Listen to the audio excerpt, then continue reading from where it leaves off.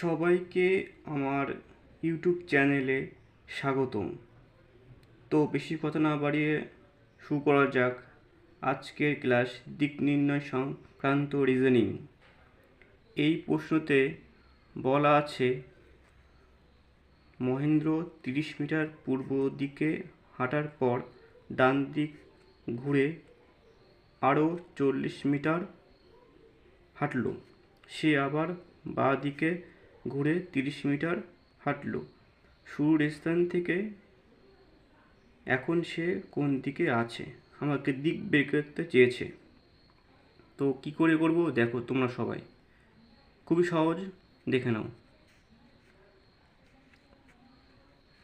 প্রথমে আমাদের আগে এরকম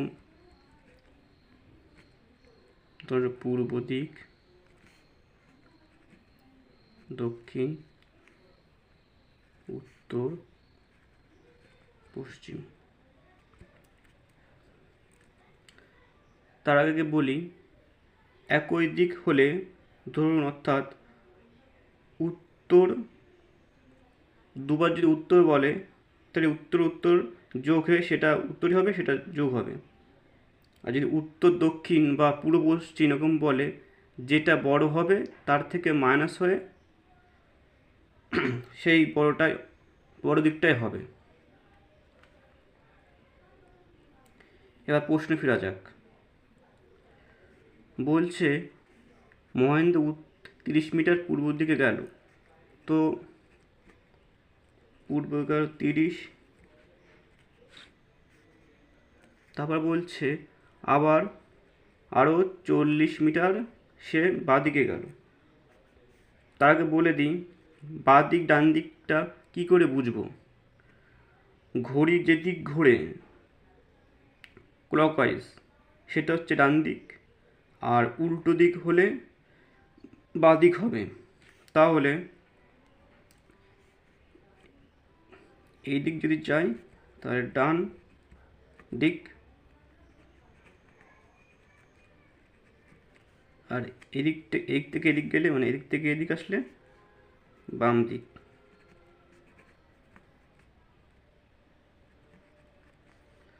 তো প্রশ্ন ফেরা যাক। এখানে বলছে ডান দিক 40 মিটার, তাহলে আমাদের এই ডান দিক কোথায় হবে? পূর্ব ছিল, পূর্ব থেকে ডান দিক মানে এইদিকে, এই যে এদিকটা আমার দক্ষিণ 40। তারপর আবার বাঁ দিকে ঘুরলো, মানে দক্ষিণ দিক থেকে বাঁ দিক মানে এদিকটায় মানে পূর্ব দিক। কোথায় গেল? 30 মিটার। তারপর বলছে শুরুর স্থান থেকে এখন সে কোন দিকে আছে।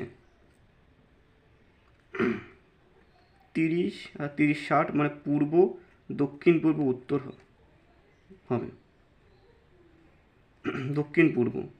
এটাকে যদি ছবি এঁকে বোঝাই, দেখে নিন।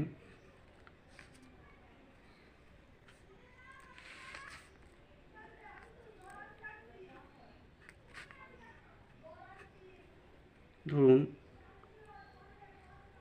পূর্ব দিক মানে এই দিকটাতে গেল 30, তার দক্ষিণ আসা 40, এদিক থেকে গেল 30। তাহলে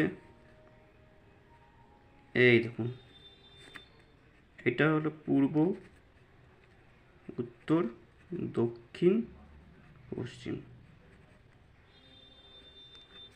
তাহলে এই সোজা হচ্ছে, তার মানে পূর্ব আর দক্ষিণ পূর্ব মাঝখানে হচ্ছে পূর্ব দক্ষিণ, মানে উত্তর হবে আমাদের এই যে দক্ষিণ পূর্ব। তো এই ছিল আজকের রিজনিং ক্লাস।